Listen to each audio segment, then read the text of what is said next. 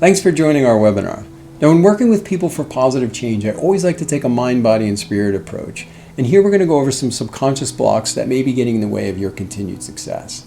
My name's Bill Farr, and I'm an author and founder of The Art of Unity. And I've been working with people for 20 years on accomplishing their goals and finding purpose in their life. And one of the things I've become obsessed with is solving a lack of motivation or procrastination in people, or better stated, what I would call declining motivation. And what I'm going to show you is the foundation for how you look at your goals and the environment that you're in that you can change prior to even starting your goals that can help you to achieve success much easier. Now, I've worked with CEOs that are looking to improve their business, or professional athletes, or artists that might feel blocked, as well as people that are just dealing with anxiety and depression or addictions, or just want to become a better parent or be in a better relationship. And what I've noticed is that there are similar things that are getting in the way of their continued success. And I'm going to give you a step-by-step guide on noticing your blocks and how to get over them and how you can use them in your favor. Now, there's a free PDF that comes with this, and I'm going to go to screen share so we can go over that together. So to jump right in, the first thing we're going to talk about is the frequency exposure principle. That is, if you see something often enough that you're going to think it's the best option for you or just okay. So look around to see what you're most frequently exposed to. Do you hang out with the type of people that embody what you want to become? List the 5 people that you spend the most time with. Are they in shape, trying to evolve, creating the things that you want to create, or have the great relationship that you're looking to improve in? Are they successful? Or are they overweight, complain a lot? Are they anxious and not looking to grow or evolve?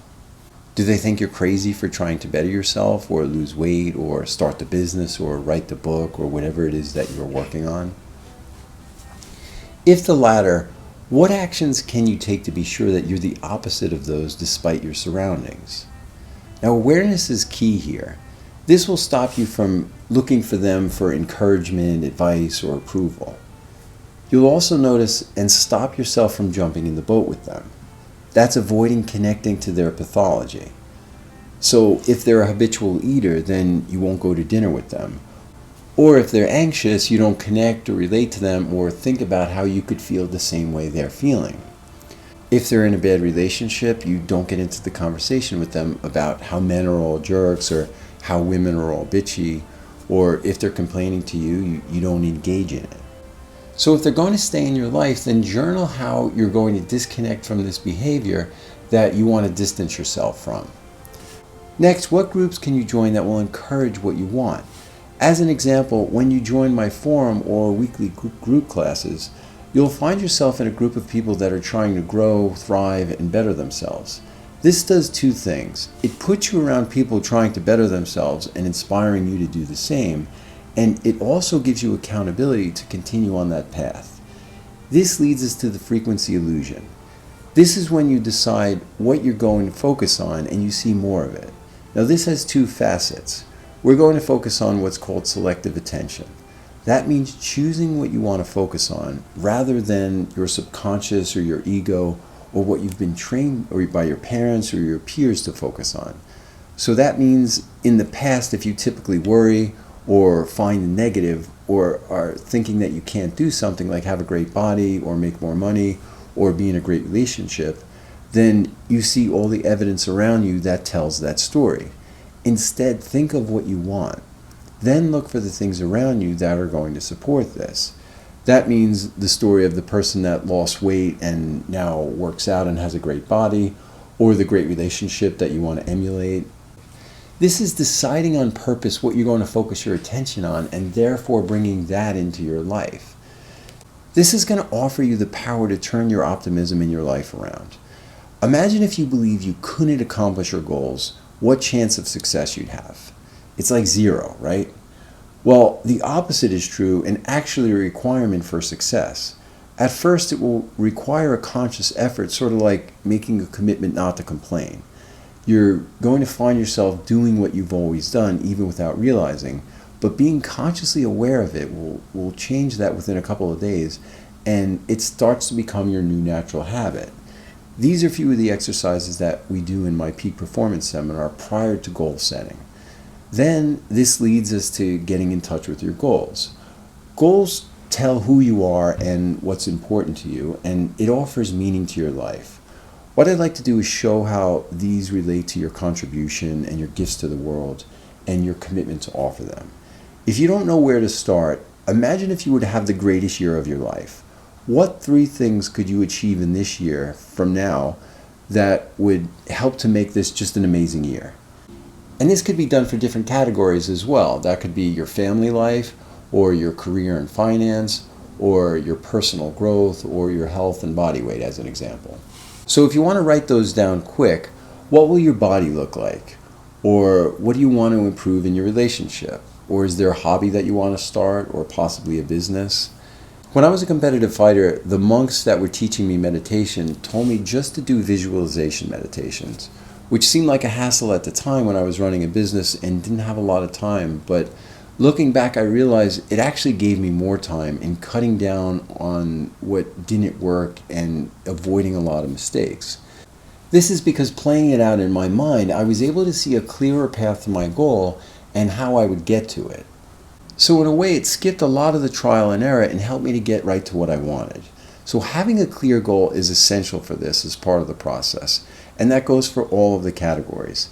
And it's important to write them down. Only 10% of people do this, and it's been proven to increase your likelihood of achieving success by 9 times. Now, as far as the goals, there are a number of techniques that we talk about in my peak performance seminar. But to really start to confirm that this is a real achievable goal and allow you to get it, you need to know 3 things. And those are your what, your why, and your what is necessary. These are 3 techniques. The first is the what.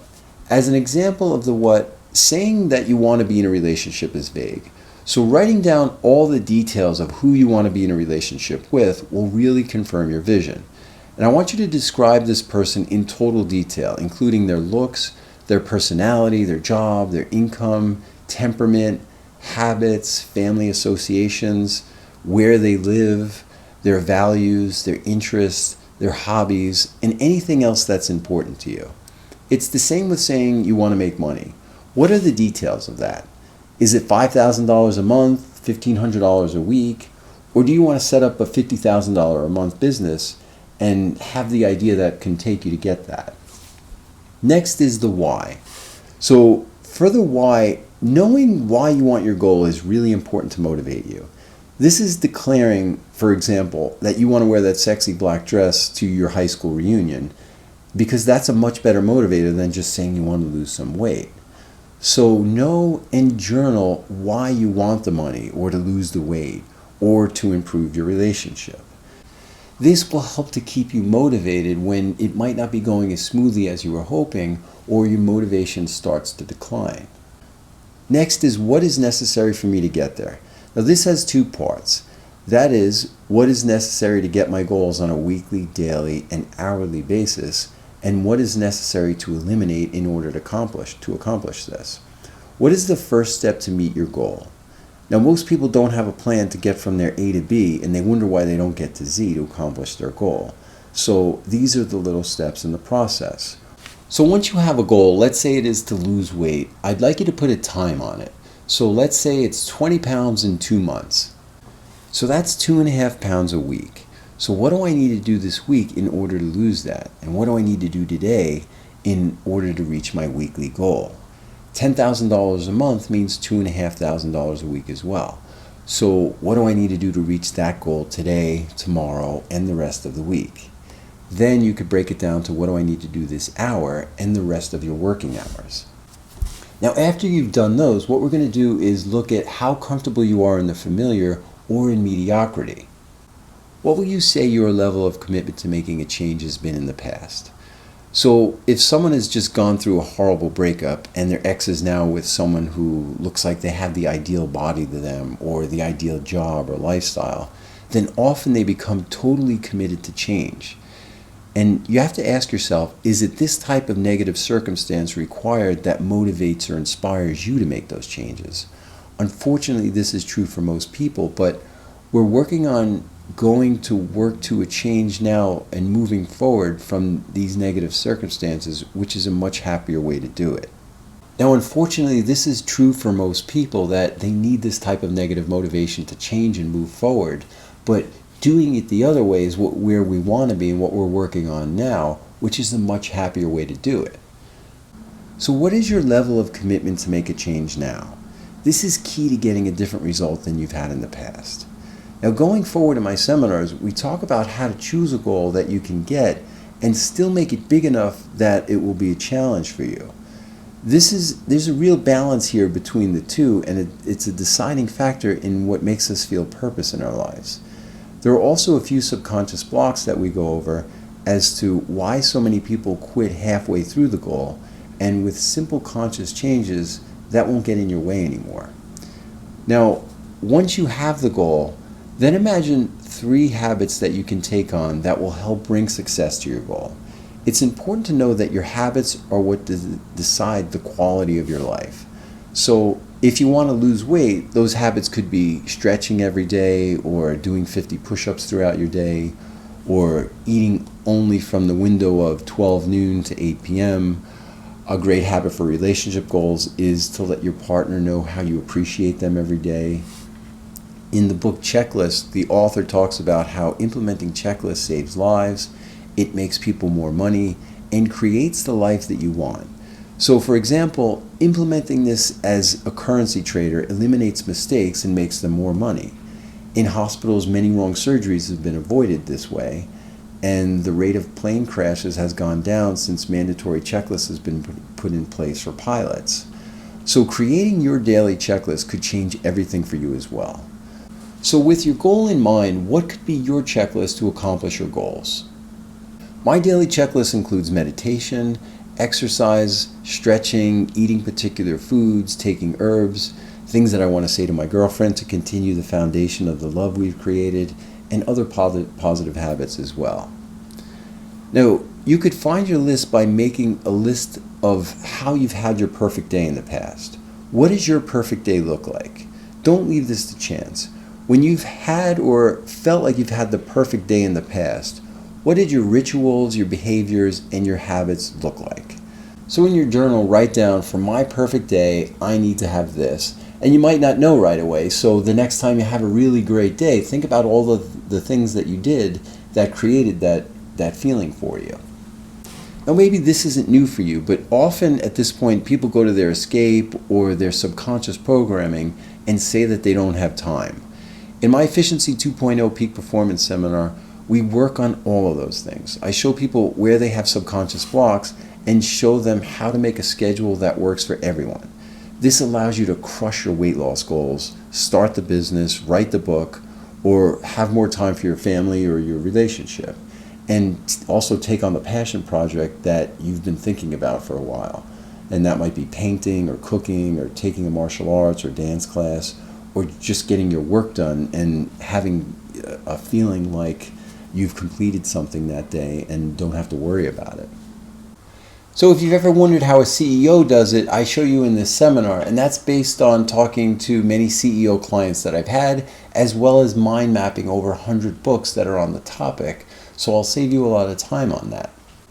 Now, I've done this because I've always been the most resistant to making a schedule, and I knew that was costing me time and money, and now that I do, all that's changed, and I couldn't even go back at this point. This is particularly organizing distractions and breaking down each of the areas of your life that you want to optimize so that you can have success at them all at once. So for example, if your relationship is not working, it's usually okay in some areas. What we do is find where there's stagnation. So that might be in communication and understanding, while your love, respect, affection, and compatibility is working fine, for example. If your business is not doing well, we can pinpoint if it's an advertising problem or a management and employee problem or customer service. And so what we do is break down each part of your life like this and identify an issue that is breaking down the whole system. And it's the same with your spiritual fulfillment. And this includes setting up the perfect conditions for you to have success, which is easy to do once you have a goal in place. And that includes a plan as well as having an understanding of your self-fulfilling prophecy that gets in the way. And I show you how to find that in the seminar as well. And that leads us to the next thing that we're going to talk about, which is your self-fulfilling prophecy. Now, this is your point of view or judgment that creates the reality that you live in. Everything that you believe to be true, you're constantly proving to yourself. Self-fulfilling prophecies are predictions that cause themselves to become true. It's based on a strongly held belief declared as truth, such as that you're not smart enough to get something that you want in life. So if I said to you, here's the method for the perfect life, and I showed you how I've brought it to other people, what comes up in your mind immediately to say that it can't be true? Now this goes deeper than your simple skepticism. Why would other people be able to achieve this and not you? And that includes people that has a worse category, such as a relationship or finances or something else like that, have something worse than you and be able to achieve something greater if they followed a plan. Why can't you? Why do you feel like you could not have the job that you want, or the relationship that you want, or the family life, or the house, or whatever it may be that you're looking for that you've seen other people achieve? This will help you to find your self-fulfilling prophecy. When you find the answer to this, you'll know yours. That could be something for you to think about and see what comes up for you throughout the day. Another important thing to notice here is your escape. These are the convenient distractions that you use to prevent yourself from doing what you think may be your greater purpose or path. This is a distraction that will build to an excuse as to why you can't have the life that you wish you could. It may be overwhelming, such as wanting to be too far ahead. And an example of this is that you want to write the book, but you don't have it all completed in your head, so you don't start the first 10 pages. Now, this could be anything like social media or other ways that you pretend to yourself that you're doing something productive, like playing video games or something like that, or even taking care of the person that may be abusive in your life. To find yours, be aware of your time. You could even make a schedule as to how you think your time is spent during the day, and then make an hour-by-hour journal of how it's actually spent. This often shows people how many escapes they have and is an immediate efficiency builder. This can be likened to an obese person wondering why they can't lose weight until they make a food diary. It shows them specifically what they've been blocking out. Other things we cover are how to avoid decision fatigue and identifying your decision-making type. And next is whether or not you're able to make a change. This is how to rate your capacity to change on a mind, body, and spirit level. This is important because any one of those things can hold back everything in your life. So if you're in poor health, your mind won't be operating at full capacity, and your spiritual fulfillment won't even be something that's on the table. And the opposite is true. If you don't have any fulfillment in your life, then your health and your ability to focus will also suffer. Each one of these can cause a vicious cycle that can put anyone in a very unhappy place where their goals won't even be an option to work on. I also go over how to perform your best in a presentation or a performance. Now, there are points here that everyone can benefit from in every part of their life in the 3 or 4 weeks of lessons. Now, if you feel like this is something that you could benefit from, but it's too expensive for you, I'm going to give you a limited time special offer in the link below. If you were to come and see me at the Holistic Wellness Center, New York, as an example of one of the places that I teach, it's $250 an hour, and I couldn't possibly go over the many things that I go over in one session that I do in the 3 or 4 weeks here. And I'm going to give you the entire seminar for less than the cost of one session. The Efficiency 2.0 Peak Performance Seminar breaks down to less than 30 minutes a day of lessons, and you're going to get audio files, video files, exercise questions, checklists, and so many more things for you to do work on. And when you do the work, nobody fails in my group. And I even guarantee that in my bigger seminars. Now, it even comes with a diet plan and guided meditations for you as well. If I could give you one thing to walk away with in closing, I would say to move to gratitude in every part of your life for everything that you have. I recently saw an interview with Bill Gates and Warren Buffett where they were talking about how the average person has more opportunities and a better life than John D. Rockefeller did in his lifetime, and that was just one lifetime ago. Gratitude can bring your frequency illusion to the place that can help you to accomplish everything that you want in your life. So I hope this has been helpful for you, and I hope you try the seminar so that you can start to get the foundation for that life that you want. Good luck with this.